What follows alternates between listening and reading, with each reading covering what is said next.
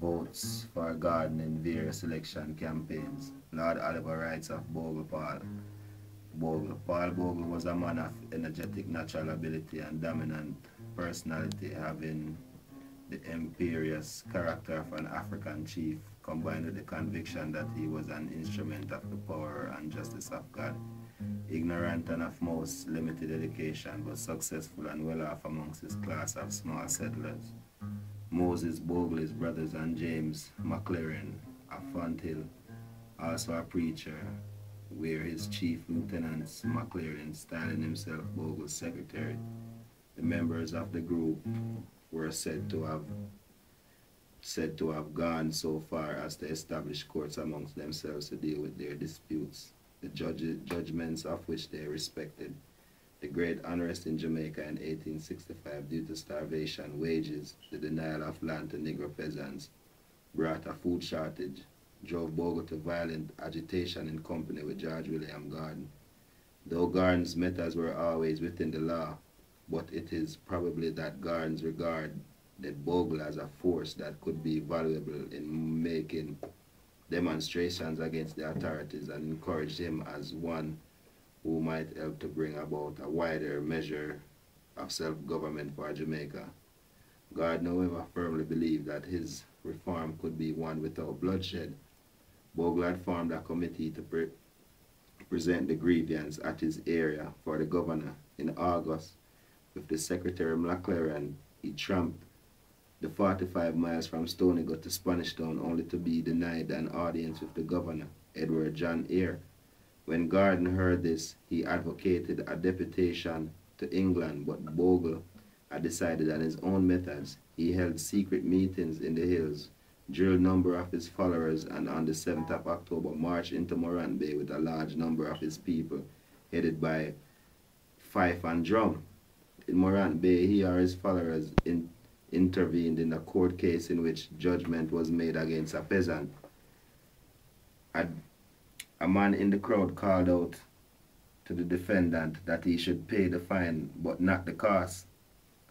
Bogle and others fought the police, who sought the arrest the interpreter, rescued the man and went off with him. 3 days later, a squad of police arrived in Stonygut and arrested Bogle. Ironically enough, Bogle and his committee had that same day sent a letter to appeal to the governor. The police were overpowered and forced swear loyalty to the peasant movement.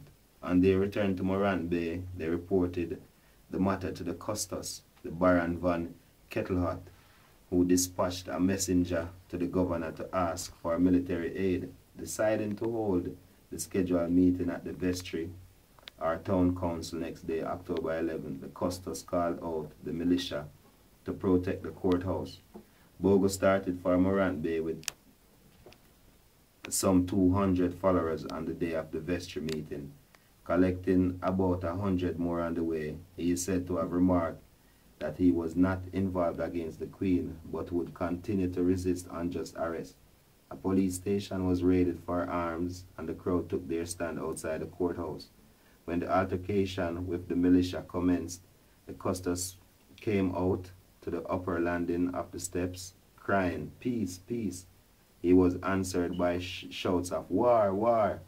After some time, he reappeared to read the riot act. A stone was thrown, injuring an officer, a man getting head bust. When the militia was ordered to fire, the crowd surged forward, killing the militia or forcing them into a building. A siege followed. The building behind the courthouse was set on fire, and as the flames reached the main building, the occupants were forced into the open. 15 people, including Van Kettelhut, were killed and about 30 wounded. In control of Morant Bay, Bogle left a garrison and returned with some of his men to Stonygut.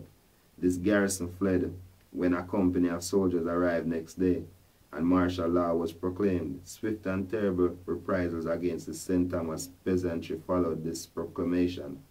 Bogle tried to rally his followers to organize resistance, but on October 22nd he was captured, brought to Morant Bay, and promptly tried. He denied that Gordon had instigated rebellion, taking full responsibility on himself.